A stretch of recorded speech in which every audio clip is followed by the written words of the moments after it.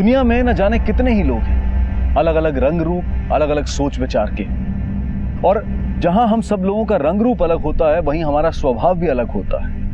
यहां तक के प्रतिक्रिया का नजरिया भी अलग होता है। दुनिया से सिमटकर यही बात लागू होती है परिवार पर। परिवार में एक साथ रहते हुए भी हम सब के स्वभाव एक दूसरे से अलग अलग होते हैं।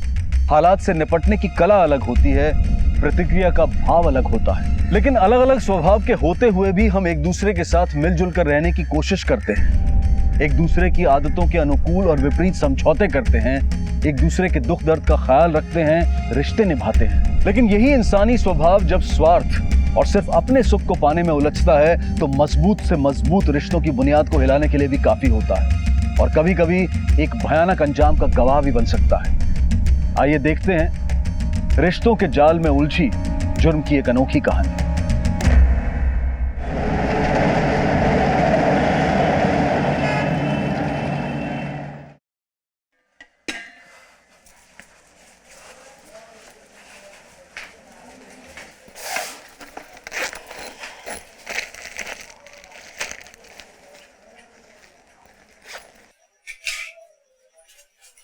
ये फालतू का काम छोड़, कोई ढंग का काम ढूंढ ले। एक गोष्ट जागेवर सापडत नाही या घरात। 500 रुपए रखे थे, कहां गए? उर्मिला, वो 500 रुपए मैंने लिए हैं। आज नए काम के लिए इंटरव्यू देने जाना है चिंच पोकली। और वैसे भी तू तो सीधे फैक्ट्री जाएगी, ट्रेन का पास भी है तेरे पास, तो तुझे पैसों की क्या जरूरत है? शाम को थोड़ा ओवर टाइम कर लेना, मिल जाएंगे पैसे। आई, आज टिफिन नहीं ले जाओगी? नको, उशीर झालाय। न जाने कब तक इस चक्की में पीसना लिखा है नसीब में। तंग आ चुकी हूं इस भागदौड़ से। भगवान ही जाने तेरे बाबा को नौकरी कब मिलेगी। अच्छा आई, मेरे मोबाइल का बैलेंस खत्म हो गया है, जाते वक्त रिचार्ज कराती जाना। तुम बोलोगी तो वो उधारी में कर देगा। ओके?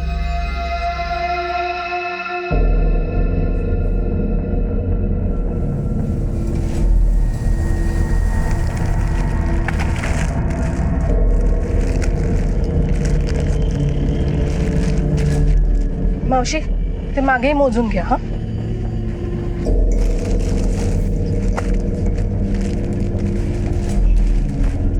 उर्मिला, जरा उधर आओ।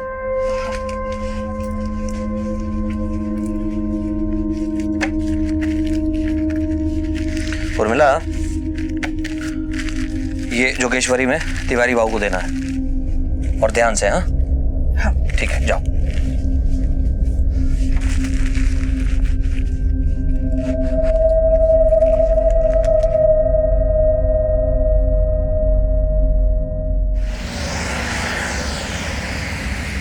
हाँ सुनील, हाँ गाने एकदम मस्त है। नहीं नहीं, ताई ताई सुन ना। एक मिनट सुनील, एक मिनट। कुछ पैसे तो देना यार, बहुत भूख लग रही है, जाके वड़ा पाव लेके आता हूँ मैं। भूख तो मुझे भी लगी है। आई को आने देना, वो आके बनाएगी। देख आई आ गई। आई, इतनी देर कहाँ लगा दी? सबको भूख लगी है। क्यों? तू नहीं खाना बना सकती? जब देखो तब फोन फोन फोन। हाँ सुनिए,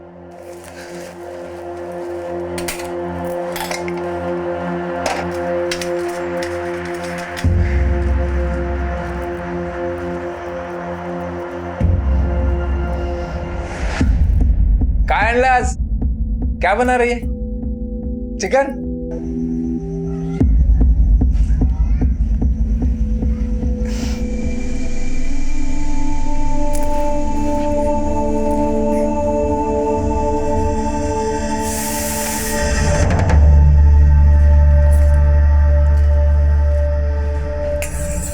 आई, कल सुनील के आई बाबा आ रहे हैं, शादी की तारीख पक्की करने। कल जल्दी आ जाना। हाँ, और कल खाने में कुछ स्पेशल बनाना। ओके? हाँ हाँ, आ जाएगी। आएगी क्यों नहीं। सुन, कल आते वक्त थोड़ा पैसों का बंदोबस्त भी करते आना। अरे अच्छा खाना बनाना पड़ेगा ना, समझे आ रहे हैं। तुम्हारे इंटरव्यू का क्या हुआ?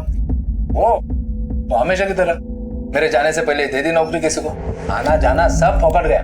संतोष को लेके गया था साथ में, उसको खिलाया पिलाया, जेब में एक फूटी कौड़ी नहीं बची। मुझे दे।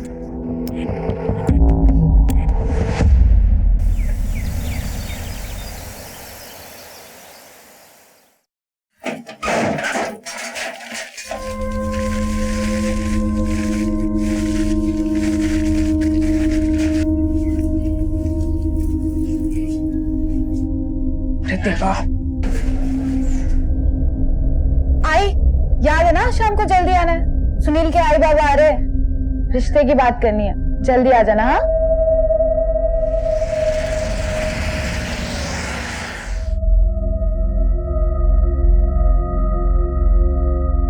The number you are trying to call is currently switched off. Please try again later.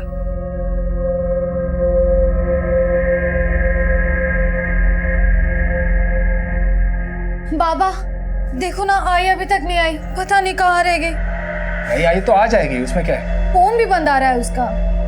अब वो लोग आ जाएंगे तो तू एक काम कर, तू सुनील को फोन करके बोल दे आज के दिन मत आना, ठीक है? अरे ऐसे कैसे मना कर दूं? वो लोग निकल गए होंगे घर से। आप एक काम करो ना, स्टेशन तक देख कर आओ ना। पागल होगी? अगर तेरी आई स्टेशन तक आएगी तो यहाँ तक भी आएगी ना। गौतम का है, उसको भेज दे। गौतम कहाँ सुनता है मेरी, घूम रहा होगा अपने दोस्तों के साथ। पवार आहेत का? हाँ या ना। नमस्कार, बसा बसा। कैसा है? ये बस।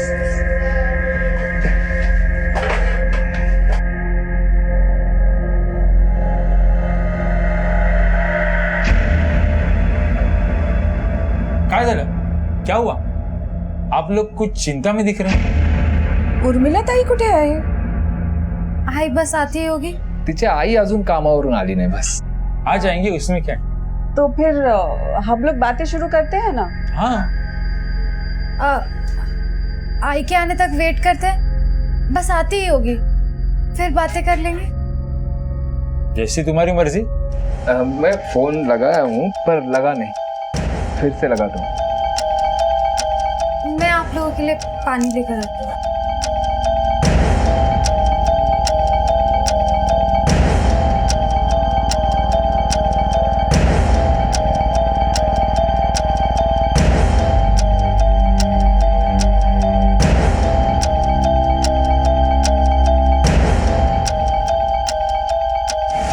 अब और इंतजार नहीं होता, उर्मी आएगी ना तो भेज देना उसको, बाकी बातें हम बाद में देखेंगे। चलो चल रे सुनील, निघूया आपण। मुझे नहीं लगता जब तक आपकी पत्नी आती हम कोई फैसला कर सकेंगे, क्योंकि सब फैसला आपकी पत्नी के हाथ में है ना। खामखा बुला लिया। चला रे। सुनील तो रुक, मैं देखता हूँ। बाबा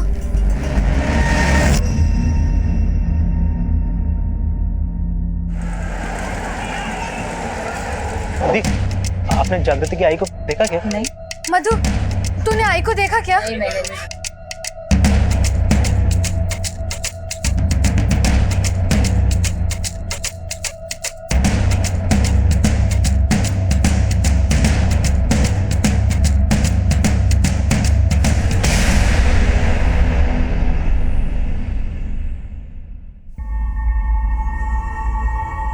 आई का यहाँ पर कुछ पता नहीं चल रहा है और तू यहाँ आराम से लेटा है। शर्म नहीं आती तुझे? हाँ नहीं आती है शर्म। और तेरे को इतनी फिक्र है आई की तो खुद जाके ढूंढना बाहर। मैं ढूंढ ही रही हूँ, लेकिन तू भी तो मदद कर सकता है। नहीं करनी है मेरे को कोई मदद, चल जा ऐसे। इससे बात ही करना बेकार। पता नहीं आई कहाँ होगी, कैसे। आई का कुछ पता चला? नहीं, मैंने शेल कॉलोनी, ठाकुर बप्पा सब जगह देख लिया, लेकिन तुम्हारी आई के बारे में कहीं कुछ पता नहीं चला है। जागृति, तुम एक काम करो, तुम पुलिस स्टेशन जाओ, मैं बाकी जगह भी देखता हूँ। अगर कुछ भी पता चला मैं तुम्हें फोन कर दूंगा।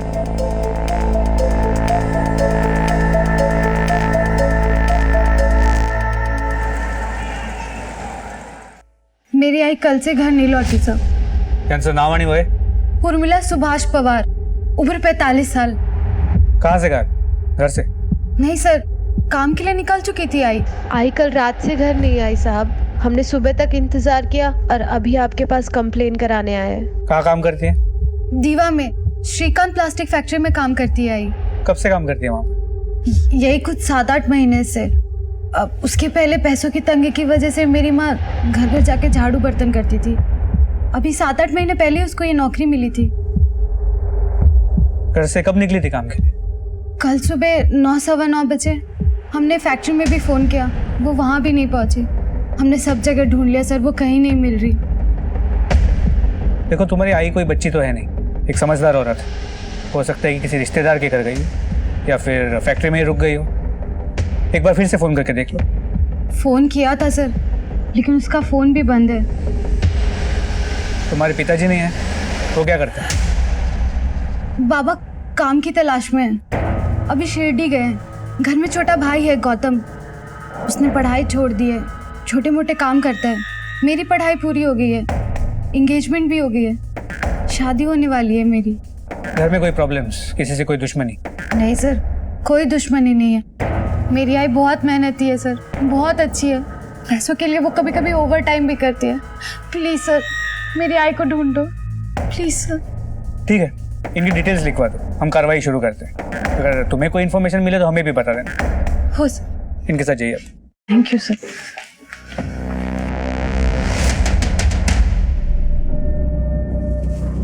उर्मिला पावर यही काम करती है? हाँ साहब। आज आई है क्या? नहीं साहब। आखिरी बार कब आई? 5 तारीख को आई थी साहब। फैक्ट्री के मालिक हैं, उन्हें बुलाइए। मालिक आज फैक्ट्री नहीं आए, वो काम से बाहर गए। ठीक है, जैसे ही वो वापस आते उन्हें हमसे बात करने को बोलिए।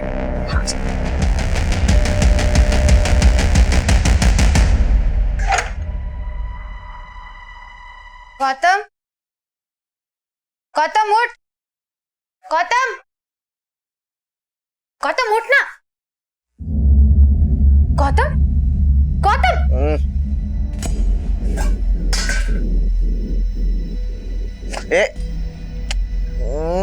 गौतम तू शराब पी के है, घर में आई नहीं है, बाबा का भी कोई पता नहीं है, और तू दारू पी कर लेटा है। शर्म नहीं आई तुझे? हाँ किट है रे तेरा। हाँ आई नहीं है ना, चल तू भी जा। मेरा आई बाबा से कोई नाता नहीं है, नफरत करता हूँ दोनों से मैं। चल। गौतम तू। सर तुम्हारी माँ की फैक्ट्री है, तुम्हारी माँ 5 तारीख के बाद काम पे नहीं गई, कोई अंदाजा है कहाँ जा सकती? मुझे कैसे पता होगा सर, घर पे बोल के तो वो फैक्ट्री जाती थी। ये कौन है? मेरा भाई है गौतम, आई को ढूंढ ढूंढ के थक गया है इसलिए सो रहा है। मैं नहीं गया था ढूंढने आई को, छोटी बच्ची है क्या, गई होगी खुद से हम लोग को छोड़ के कहीं पे। वैसे तुम्हारे पिताजी का है, शिरडी से लौटे या नहीं? अभी तक नहीं आए, उनका फोन भी बंद आ रहा है। वो गए कब थे शिरडी? बाबा कल ही गए थे शिरडी। कल? कल ही तुम्हारी माँ गायब हुई और पिताजी शिरडी चले गए? ठीक है, ये पति और पत्नी दोनों गायब हैं। हो सकता है कि दोनों मिलके कोई खेल खेल रहे हैं। कि सुभाष पवार के मोबाइल की लोकेशन ट्रेस करो और एक कांस्टेबल को घर पे नजर रखने को बोलो, और इनमें से कोई भी घर पे आता है तो हमें इन्फॉर्म करने को बोलो। हो साहब। गुमशुदगी की एक सामान्य शिकायत पुलिस के पास आई थी, लेकिन जैसे जैसे तहकीकात आगे बढ़ रही थी कई सवाल खड़े हो रहे थे। एक सीधे साधे परिवार में पनपती उथल पुथल दिखाई दे रही थी। पुलिस के लिए महज गुमशुदगी से शुरू हुआ यह केस आगे चलकर कई सनसनीखेज मोड़ लेने वाला था, जमीर को झकझोर देने वाले कई सवाल खड़े करने वाला था।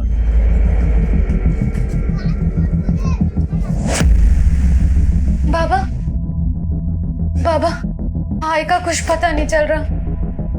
पुलिस तो अपना काम ठीक से कर ही नहीं रही। पुलिस? पुलिस के पास क्यों गई थी तू? तो और क्या करती? कौन ढूंढ के लाता मेरी आई को? अरे ढूंढने की क्या जरूरत है उसे? बच्चे है क्या, आ जाएगी अपने आप।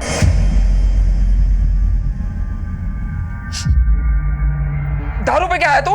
अरे हाँ पिया है मैं दारू, तुम पी सकते हो, मैं नहीं पी सकता क्या? उल्टा मुझे तो जरूरत है इस चीज की। सुभाष पवार चला। मुझे क्यों पकड़ रहे साहब? चलो ले चले जाए। बाबा को कहाँ लेके जा रहे हो? बाबा, ये सब क्या है? हाँ मेरी आई को ढूंढने के बजाय आप लोग मेरे बाबा को यहाँ उठा कर ले आए। थामा साहिब आ रहे हैं। मैं कुछ नहीं सुनूंगी, मैं अपने बाबा को यहाँ से लेके जा रही हूँ। चलो बाबा यहाँ से। क्या लगा रखा है? हम हमारा काम ही कर रहे हैं। चांद्री, तुम्हारी बेटी कह रही थी तुम शिरडी गए थे। बाबा अभी शिरडी गए हैं। गिनो तो ना साहब, गया था मैं शिरडी। बस से गए थे ट्रेन से? सर आप ये सब मेरे बाबा से क्यों पूछ रहे हैं? क्योंकि झूठ बोल रहा है तुम्हारा बाप। ये शिरडी विरडी कहीं नहीं गया था, सच बोल रहा हूँ ना मैं। हो सर, मैं नहीं गया था शिरडी। महीने में एक आध बार थोड़ी दारू पी लेता हूँ मैं, घर पर पता ना चले इसलिए शिरडी का नाम लेके घर से निकलता हूँ। सर मुझे आपको कुछ बताना है। आई का एसएमएस आया मुझे थोड़ी देर पहले। लिखा है वो नासिक में है और खुश है। फिर दिक्कत क्या है? सर आप समझ नहीं रहे, आई कभी मैसेज नहीं करती है और उस मैसेज के आने के बाद ही उसका फोन बंद है। उसका अचानक से गायब हो जाना और कोई जवाब ना देना, सर मुझे लगता है कुछ तो गड़बड़ है।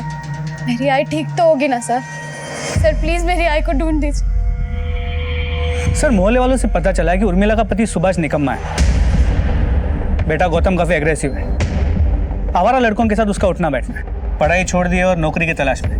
बेटी जागृति की शादी की बातें चल रही है। सर इसके अलावा फैक्ट्री का मालिक श्रीकांत भी गायब है। श्रीकांत और उर्मिला के कॉल रिकॉर्ड्स के मुताबिक 7 और 8 नवंबर को दोनों नासिक और सिन्नर में थे। फिर 8 नवंबर को उर्मिला का फोन स्विच ऑफ होने से पहले उसने आखिरी मैसेज जागृति को किया। चलो फैक्ट्री चलते हैं। सर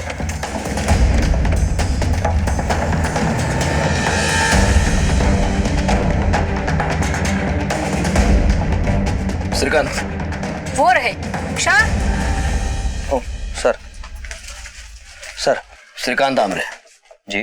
कहाँ गायब थे इतने दिनों से? सर गायब नहीं, काम से बाहर गया था, लेकिन मैं पुलिस स्टेशन आने ही वाला था आपके पास। वैसे गए कहाँ थे? सर मेरा काम है, मुंबई से बाहर आना जाना लगा रहता है। बात क्या है? बात यह है कि एक औरत है उर्मिला पवार, जो तुम्हारी फैक्ट्री में काम करती है। हाँ 6 तारीख से गायब है और तुम भी 6 तारीख से गायब थे। कहाँ थे? सर मुंबई के बाहर ही गया था, नजदीक में। मैं बताता हूँ तुम्हें तुम कहाँ थे। पहले तुम नासिक गए, बाद में सिन्नर गए और तुम्हारे साथ उर्मिला भी थी। सही बोल रहा हूँ ना मैं? सर ये सारा चक्कर उन रुपयों से शुरू हुआ। दरअसल 5 तारीख को उर्मिला फैक्ट्री आई, मैंने उसे 2 लाख रुपए दिए थे एक पार्टी को पेमेंट करने के लिए, लेकिन 6 तारीख को पार्टी का फोन आया। श्रीकांत ये क्या है? अरे 2 लाख में ये औरत 10,000 रुपए पूरे कम लेकर आई है। अगर मैं चेक नहीं करता मेरा तो घाटा हो गया था ना। उर्मिला, ये तिवारी बाबू क्या बोल रहे हैं? कल रात मेरे पति ने पैसे देख लिए थे, ये उसी का काम है। मुझे माफ कर दो साहब। अच्छा ठीक है, कोई बात नहीं, तुम तिवारी बाबू को फोन दो। बोलो। अरे तिवारी जी, देखिए जो आपका 10,000 बाकी है वो अपन अगले हिसाब में जोड़ लेंगे। आप मैडम को जाने दो। हाँ कोई बात नहीं। ठीक है जाइए। पूरी तरह से ऊब चुकी थी सर। शायद उसके घर में कोई उसे समझता ही नहीं था, इसलिए कुछ दिनों के लिए वो अपने रिश्तेदारों के पास जाना चाहती थी नासिक, ताकि उसके घर वालों को पता चले कि उसकी अहमियत क्या है। पर मुझे डर था कि कहीं वो अकेली है, कुछ गलत ना कर बैठे, तो मैं उसे लेकर नासिक चला गया। जब मैं नासिक पहुंचा तो वहां पर कोई था नहीं उसका रिश्तेदार। तो फिर हमने सोचा कि हम सिन्नर के लिए रवाना होते हैं, लेकिन रात बहुत हो गई, बसेस बंद थी, तो फिर हम रात को एक होटल में रुक गए। लेकिन अर्ली मॉर्निंग हम लोग सिन्नर के लिए रवाना हो गए और वहाँ एक माता जी का मंदिर है, हम लोगों ने वहाँ दर्शन किए। उर्मिला ने कहा कि भाई आप यहाँ रुको, मैं अपने रिश्तेदारों को देख कर आती हूँ। मैंने जाने दिया, लेकिन काफी देर तक वो नहीं आई सर। मुझे याद है तकरीबन 3-4 घंटे मैंने उसका इंतजार किया, लेकिन वो नहीं आई। तब जाकर मैं वहां से अकेला लौट के आया। और उसे ढूंढा क्यों नहीं? सर कैसे ढूंढता, उसके घर वालों का कोई पता था नहीं मेरे पास, और ऊपर से मेरा मोबाइल फोन भी बंद हो गया, बैटरी डाउन थी। और मुझे याद आया कि फैक्ट्री के काम से हमारी एक डिलीवरी देनी थी, तो मैं यहाँ अकेला वापस आ गया। ठीक है, उर्मिला के गायब होने से कैसे फायदा हो सकता है? वो तो उर्मिला शायद पति से तंग आके गायब हो गई होगी, लेकिन ये तभी पता चलेगा जब उर्मिला हमें मिलेगी। नासिक और सिन्नर पुलिस को उसको फोटो भेज देना, और उसने आखिर में जो कुछ पहना था उसके सारे डिटेल्स। श्रीकांत ने जिन जिन जगहों के बारे में बताया है वहां पे लोकल पुलिस को फिजिकली चेक करने के लिए बोला, और उर्मिला के घर वालों से पूछना सिन्नर और नासिक में उनके कोई रिश्तेदार है भी या नहीं। सर श्रीकांत ने उर्मिला के एक अलग ही स्वभाव का चित्रण किया था। अपने घर अपने परिवार के साथ रहते हुए भी अपने अंदर कितना तनाव छुपाए हुए थी। पुलिस ने तहकीकात के सिरे खोलने शुरू किए और सच्चाई जानने के लिए मामले की तह तक जाने का फैसला किया। हेलो जागृति, अच्छा, तुम्हारा कोई रिश्तेदार नासिक या सिन्नर में रहता है? हाँ सर, हमारे दूर के रिश्तेदार रहते हैं नासिक में। और मेरी एक शारदा मौसी है, मेरी आई की चचेरी बहन, वो भी सिन्नर में रहती है। ठीक है।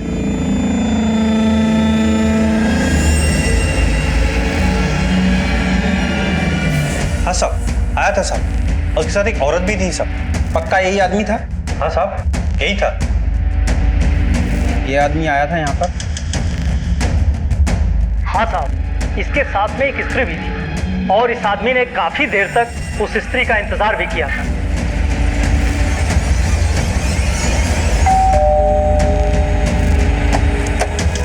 जी साहब। उर्मिला आई थी क्या यहाँ? तुमने जो चोरी की थी उसी की वजह से तुम्हारे घर की ये हालत हुई है। माफ करा साहब, वो पैसा देखकर मैं बहक गया था। और इसी लालच में सिन्नर में उर्मिला को उठाने की सुपारी दी तुमने? नहीं साहब, मैंने कुछ नहीं किया। वो तो मेरा घर चलाती थी साहब, मैं भला क्यों उसको नुकसान पहुंचाऊंगा। हाँ, मेरे कारण उसे दुख जरूर बहुत हुए हैं और इसीलिए वो मुझे छोड़ के चली गई साहब।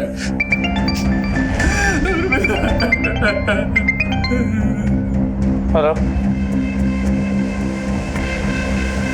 ठीक है सर। गौतम दीवा की फैक्ट्री के पास देखा गया।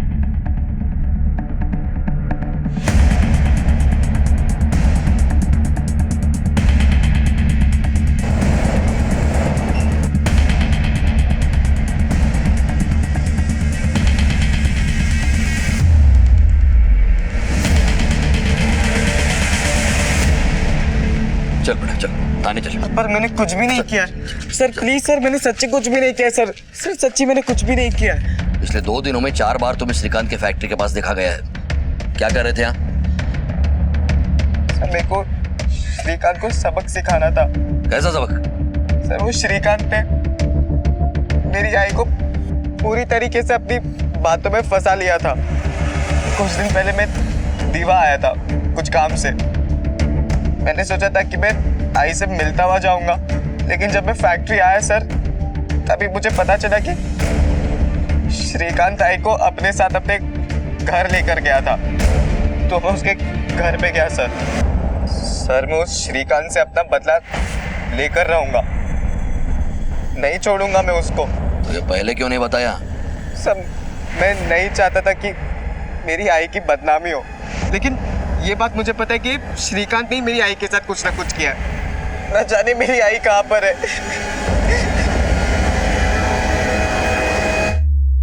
सर मैं पहले भी आपको बता चुका हूँ, उर्मिला अपने पति और परिवार से परेशान थी सर, इसीलिए मैं उसको सहारा दिया करता था। लेकिन सर मुझे ये नहीं पता था कि अच्छे कामों का अंजाम इतना बुरा होता है। और फिर उस बच्चे ने पता नहीं क्या देख लिया सर, जो मुझ पर डायरेक्ट इल्जाम लगा दिया उसने। ठीक है, मान लेता हूँ मुझ पर इल्जाम लगाना कि मैं कोई भी नहीं हूँ उसका, लेकिन उसकी माँ, उसने अपनी माँ को गलत समझा। ये बात समझ में नहीं आई सर। सर मैंने जो भी बातें आपको बताई हैं वो एक एक बात सही है। आप चाहे तो इंक्वायरी कर लीजिए सर। ठीक है, मान लेते हैं कि तुम सच बोल रहे हो। अब एक बात हमारी भी ध्यान में रखना जी, ये शहर छोड़ के कहीं भी नहीं जाना। Okay sir, thank you. Urmila के बेटे गौतम ने पुलिस के सामने एक सनसनीखेज खुलासा किया, लेकिन उसे श्रीकांत ने झुठला दिया।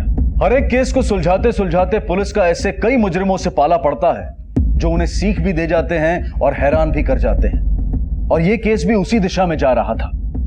पुलिस अपने अनुभव को काम में लाते हुए पूरी गंभीरता से इस केस की तहकीकात कर रही थी, लेकिन आगे जो इस कहानी में होने वाला था उसके बारे में शायद किसी ने सोचा भी नहीं होगा।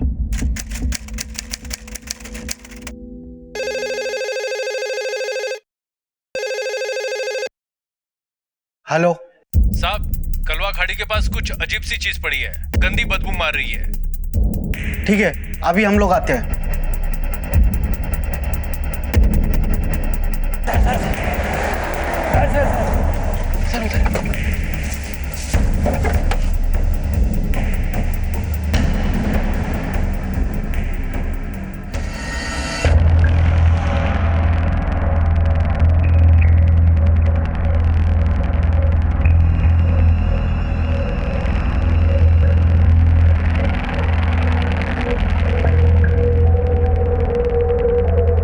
ड्रम को तोड़ो और अंदर से बॉडी निकालो।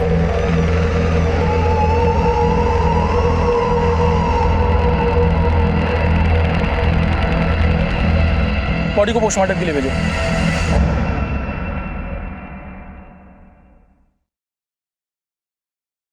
औरत की लाश है, उम्र लगभग 48 साल, सर पे चोट के निशान भी है, मुंह और गला दबाया गया, दम घुटने से मौत हुई है। सर, बैरल में सीमेंट भरकर बॉडी इसके अंदर डाली गई है। पिछले 10-12 दिन की सभी पुलिस स्टेशन से आई गुमशुदा महिलाओं की कंप्लेंट फाइल लेकर के आओ और उससे इस डिटेल्स को मैच करो और अपनी डिटेल्स सभी पुलिस स्टेशन को भिजवाओ। Okay sir.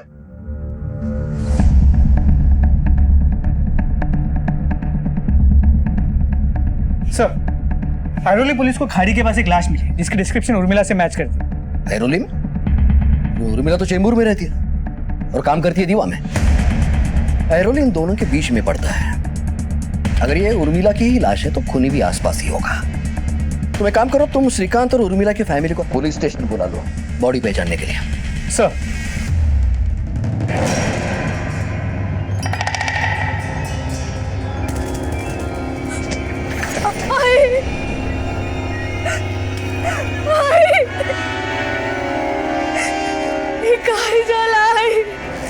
आई वाला माफ कर दे, हमें तुझे कभी नहीं सताऊंगी। आई वाला माफ कर दे। आई आई आई जागृति, ये इसलिए मारा मेरी आई को। क्यों मारा मेरी आई को? छोड़ बोल, क्यों मारा? छोड़ से। बड़ी बेरहमी से कत्ल किया गया है। बदन पे स्ट्रगल के निशान हैं, सर पे वार भी किया गया है।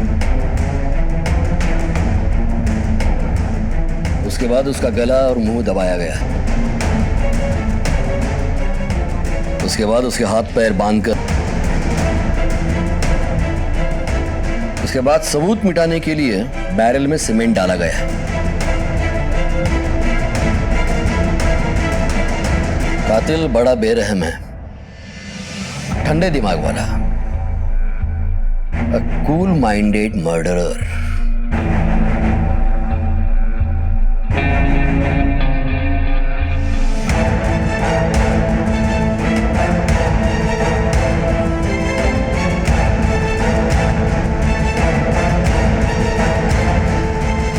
पुलिस के सामने कत्ल का मामला साफ होते ही इस केस को ऐरोली से चेंबूर पुलिस स्टेशन में ऑफिशियली शिफ्ट कर दिया गया।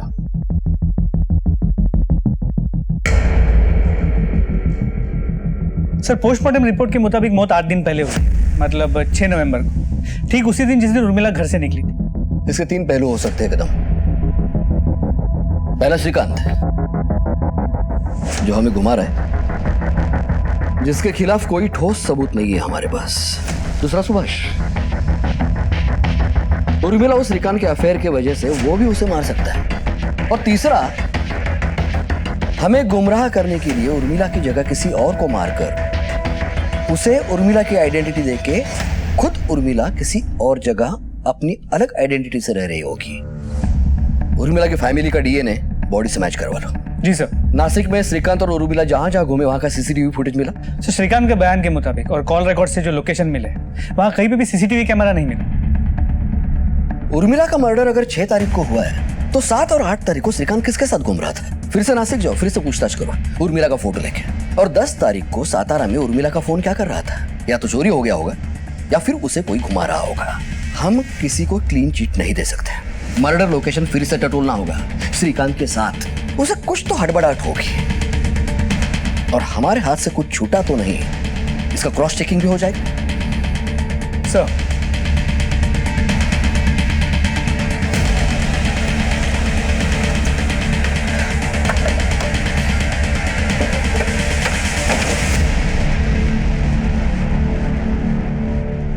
मान लिया भाई श्रीकांत, तुमको बहुत घुमाया हम लोगों को। उर्मिला को 6 तारीख को ही मार दिया था और हमें महाराष्ट्र दर्शन करवाए। उर्मिला को मारकर उसे ड्रम में भर दिया, ड्रम में सीमेंट भर दिया और उसे यहां लाके डाल दिया। अब ये भी बता, ये सब कैसे किया तूने? क्या सर, आप ही मुझे घुमा रहे हो? ये सब आप लोगों की कहानी है सर। अच्छा नीचे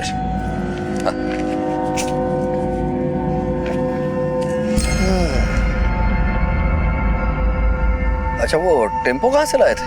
टेम्पो था या मिनी ट्रक था या वैन? भाड़े पे लाए थे ना? सर मुझे समझ में नहीं आ रहा आप क्या कह रहे हैं। एक तो लाश, वो भी ड्रम में भरी हुई, उसमें सीमेंट भरा हुआ, मतलब ये एक आदमी का काम नहीं हो सकता। और कौन था साथ में? सर मैं आपको पहले ही कह चुका हूँ, ये सारी मनगढ़ंत बातें हैं आपकी, मुझे समझ में नहीं आ रहा आप कहना क्या चाहते हैं। 12 तारीख को कहाँ थे तुम? 12 तारीख को दीवा में था मैं। कमांडर की बात ही समझेगा ये।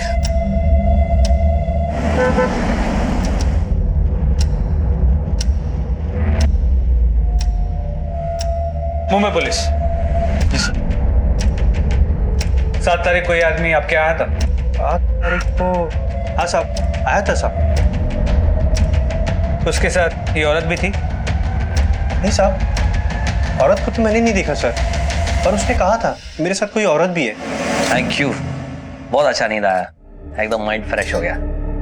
अभी मेरे को मंदिर जाने का है, मेरी वाइफ तो पहले ही मंदिर पहुंच गई सुबह। तो उसके साथ जो औरत आई थी उसे तुमने देखा था? नहीं साहब। इस आदमी को देखा है? हाँ साहब, ये तो आया था यहाँ पर। तुम्हारी पत्नी नहीं आई अभी तक बेटा? पंडित जी आप तो जानते हैं, ऐसी कोई औरत बनी नहीं जो टाइम पे चले। पता नहीं ये लोग टाइम की कीमत कब समझेगी। अच्छा, इस आदमी के साथ ये औरत भी थी? नहीं साहब, इस औरत को नहीं देखा।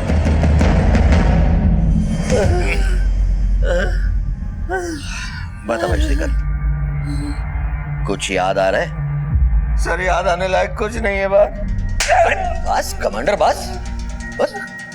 अच्छा ये तो पक्का है कि तुमने कत्ल किया है, अब वो कैसे किया इसकी कबूली दे दो। मैंने कोई कत्ल नहीं किया सर। आप सब लोग मिलकर झूठ बोल रहे हैं, मुझे फंसाने की कोशिश कर रहे हैं। सबकी साजिश है, मेरे को मिलवाओ आप जिन्होंने मुझे फंसाया, मैं बात करता हूँ।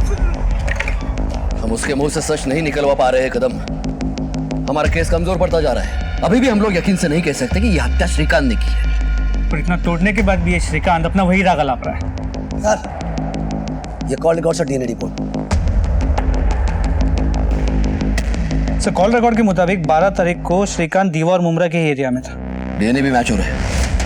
ये उर्मिला ही है, मतलब श्रीकांत ने उसका मर्डर 6 तारीख को किया। उर्मिला कहीं नहीं गई, उसका फोन ट्रैवल हुआ है। बहुत बड़ा खेल खेल रहा है श्रीकांत, उसके मुंह से सच निकलवाना ही होगा। श्रीकांत जानता था कि हम कॉल रिकॉर्ड्स का इस्तेमाल करेंगे, इसीलिए उसने कॉल रिकॉर्ड्स को अपना सबसे बड़ा सबूत बनाया। ये सारे सबूत झूठे हैं, मगर है तो सबूत। बहुत सोच समझ के दांव खेला है श्रीकांत, उसके दीवा के घर की तलाशी लेनी पड़ेगी।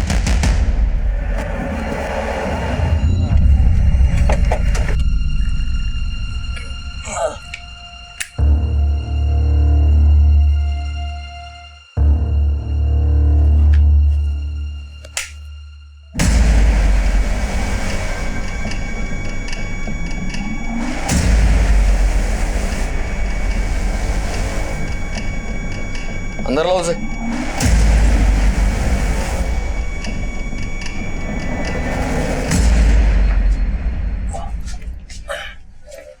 ये सीमेंट क्या कर रहा है यहाँ पे? सर यहाँ पे इतने चूहे हैं कि जीना मुश्किल हो गया, आप जरा झुक के देखिए सर। सीमेंट लगा लगा के थक गया हूँ सर। चूहे मारने की दवाई भी ड्रॉर में रखी है, लेकिन कुछ असर ही नहीं होता सर। आप चाहे तो चेक कर लीजिए, ड्रॉर में रखिए। अब पुलिस को यकीन हो गया था कि ये पूरा कांड श्रीकांत ने ही किया है, लेकिन श्रीकांत ने बहुत सोच समझकर फुल प्रूफ प्लान बनाया था। उसका कबूलनामा पुलिस के लिए बहुत जरूरी हो गया था, क्योंकि बिना इकबालिया बयान के वो अदालत से छूट जाता। सर श्रीकांत बात नहीं मान रहा, अभी अपनी बात पे डटा है कि उसने उर्मिला को नहीं मारा। वो लोग नासिक गए थे, सिन्नर गए थे, लेकिन वहां से उर्मिला कहाँ गई ये उसे नहीं पता। अब तो मुझे भी उसकी बात पे विश्वास होने लगा है, हो सकता है शायद सच में श्रीकांत ने उर्मिला को नहीं मारा। रिलैक्स कदम, अपना काम सबूत, सिचुएशन और लॉजिस्टिक्स पे निर्भर है। और ये मत भूलो कि उर्मिला का मर्डर 6 तारीख को हुआ था और श्रीकांत के खिलाफ के सारे सबूत 6 तारीख के बाद के हैं। लॉजिक यह कहता है कि ये पूरा कांड श्रीकांत ने किया है, लेकिन पक्के सबूत नहीं है। सिचुएशन अपने हिसाब से बनाकर रखी है श्रीकांत ने। बड़ा ही शातिर दिमाग है, वही फिल्मी प्लॉट सोच करके रखा है।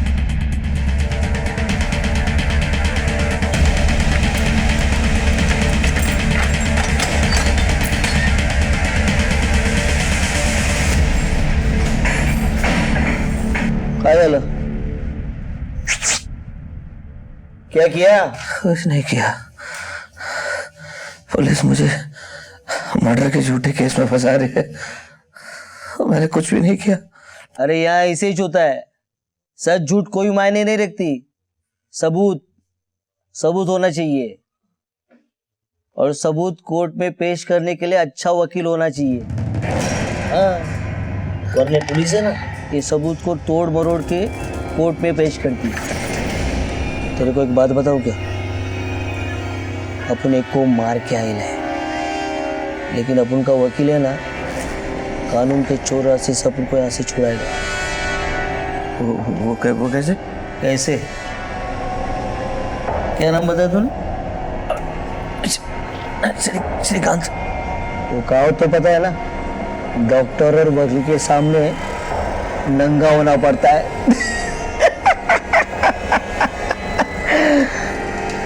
मच्छी मार्केट क्या चल रहा है? चल चल डेबे, चल कमांडर को बुलाना। आदमी अपना जुर्म कबूल नहीं कर रहा, मतलब मार दोगे क्या उसे? देशपांडे, अपनी ये बहस कोर्ट के लिए बचा के रखना। हमारा काम क्या है, कैसे करना है, हमें अच्छी तरह से पता है। तुम दखल अंदाजी ना करो तो ही अच्छा है। शिंदे साहब, इसलिए तो पुलिस कटघरे में खड़ी पाती है खुद को। अमानवीय अत्याचार का केस बन सकता है तुम पर, और जब तक किसी भी इंसान के खिलाफ कोई सबूत नहीं होते, कानून उसे दोषी नहीं मान सकता। और आप ऐसे किसी को भी रिमांड में लेके सिर्फ पूछताछ कर सकते हो, मार नहीं सकते। हे बघा, ही तुमची केस नाही आहे, तुम्ही तुमच्या केस बद्दल बोला।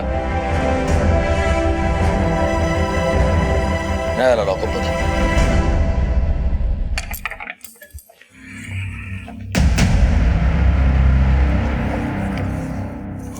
ये लीजिए इंस्पेक्टर साहब। पाटील, हो साहेब। काढा बाहेर त्याला।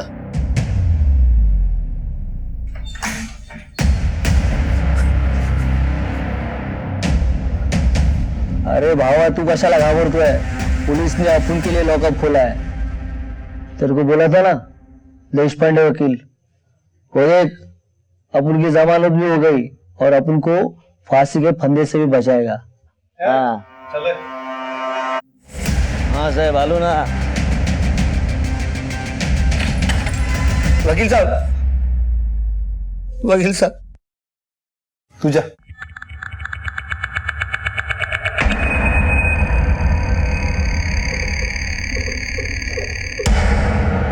ठीक है, सारी सच्चाई मुझे बता दो, ताकि जिस तरह उस मुजरिम को बाहर निकाला है उसी तरह तुम्हें बाहर निकाल सकूं और कोर्ट से भी बाइज्जत बरी करवा सकूं।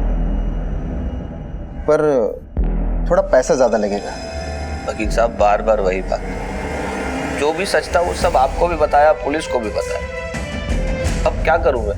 देखो, मैं तो सिर्फ इतना ही कर सकता हूँ कि ये पुलिस वाले तुम पर 3rd डिग्री का इस्तेमाल नहीं कर पाएंगे। कल तुम्हारी रिमांड खत्म होगी और तुम्हें कोर्ट में पेश किया जाएगा। लेकिन ये पुलिस वाले बड़े शातिर हैं। इन्हीं सबूतों पर तुम्हारी रिमांड फिर से बढ़ा लेगी, और उस वक्त मैं कुछ नहीं कर पाऊंगा, क्योंकि सच्चाई मुझे अभी पता नहीं है। ठीक है, ख्याल रखना अपना।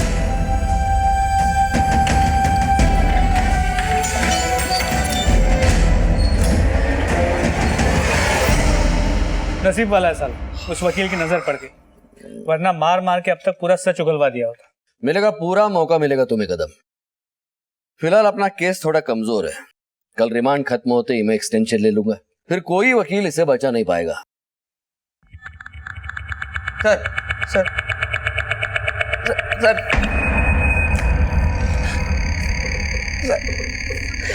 सर, एक बार वकील साहब से मिलवा दीजिए प्लीज। मुर्गे की आखिरी इच्छा भी पूरी कर दो कदम, कल इसे हलाल तो होना ही है। घबराओ मत, सब सच सच बताओ, मैं तुम्हें बचा लूंगा। वकील साहब, 6 नवंबर को उर्मिला उस पार्टी के पास से सीधी मेरे पास आई घर पे। बाकी सब कर सकते हो, शादी क्यों नहीं कर सकते? श्रीकांत, मैं तंग आ चुकी हूँ इस दोहरी जिंदगी से। मैंने अपना सब कुछ अपने पति पर न्यौछावर कर दिया और उसके बदले मुझे क्या मिला? सिर्फ धोखा। उर्मिला, हमारा रिश्ता प्यार का रिश्ता है, लेकिन इसमें शादी कहां से आ गई? अच्छा, तो तुम मेरा इस्तेमाल कर रहे थे। अब मैं तुम्हारे पत्नी को बताऊंगी। मेरी बीवी बच्चे हैं, उनका क्या होगा अगर मुझे फांसी हो गई तो? मैंने तुरंत उर्मिला की लाश को एक ड्रम में डाल दिया। दिमाग ने काम करना बंद कर दिया था सर। खुद को रिलैक्स करने के लिए मैंने टीवी खोला तो उसमें एक मूवी आ रही थी। उसमें एक हीरो एक मर्डर को छुपाने के लिए लाश को दफना देता है, फोन को घुमाता है और बहुत सारे झूठे सबूत इकट्ठे करके पुलिस को गुमराह करके बच जाता है। मैंने भी बिल्कुल वैसा ही किया, लेकिन लाश सड़ने लगी थी सर, तो मैंने सीमेंट घोलकर उसको ड्रम में भर दिया ताकि मोहल्ले वालों को पता न चल जाए। एक बार उर्मिला ने मुझसे कहा था कि नासिक और सिन्नर में उसके कुछ रिश्तेदार रहते हैं। उसी दिन मैं दोनों के फोन लेकर नासिक के लिए निकल गया और वहाँ साईं राम नाम की एक लॉज है, वहाँ मैंने एक रूम ले लिया और दोनों के नाम से एंट्री कर दी। बातों ही बातों में मैंने मैनेजर को ये यकीन दिला दिया कि मेरे साथ एक औरत भी है और अगले ही दिन चेकआउट करके मैं सिन्नर निकल गया और वहाँ एक मंदिर में जाकर बैठ गया और पंडित जी को भी ये यकीन दिला दिया कि मेरे साथ एक औरत आई हुई। वहाँ से आने के बाद मैंने देखा कि सीमेंट जम चुका था, कोई ना पहचाने, इसलिए लॉन्ग रूट के दीवा से कोल्हापुर जाने के लिए एक टेम्पो वाले से बात की। उसको मैंने समझाया कि मेरी फैक्ट्री का कुछ बेकार सामान है, इसको डिलीवर करना है, और वो मान गया।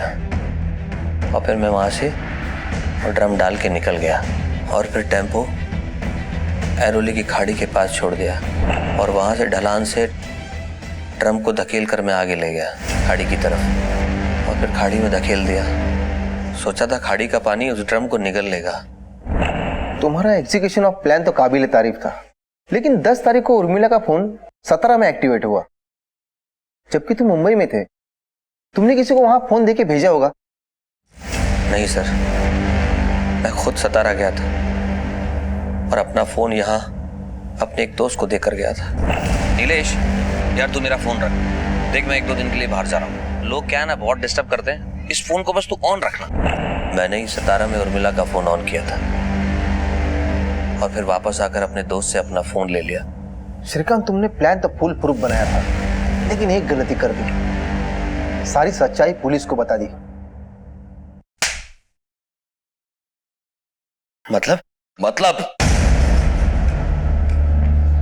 मतलब हम तुम्हें समझाते हैं sir. Well done Deshpande. Thank you sir. Good job Nikam. Thank you sir. अगर तुम फिल्मी प्लॉट सोच सकते हो तो पुलिस भी सोच सकती। अगला प्लॉट जेल में सोचना है। चोर पर मोर कहावत को सच करते हुए आखिर पुलिस ने इस केस को हल कर ही लिया। अगर हम अपने जीवन को सुखी बनाना चाहते हैं तो हमें अपने स्वभाव में बदलाव लाने की जरूरत है। जरूरत है अपनों को समझने की, उनका ख्याल रखने की, उनका दुख दर्द बांटने की। इसी विचार के साथ अब मैं अनूप सोनी आपसे विदा लेता हूं। फिर मुलाकात होगी अगले एपिसोड में एक और चौंका देने वाले केस के साथ। सबक एक को सीख हम सबको। जय हिंद। इस तरह के और भी एपिसोड देखने के लिए हमारे चैनल को सब्सक्राइब करें और बेल आइकन दबाना ना भूलें।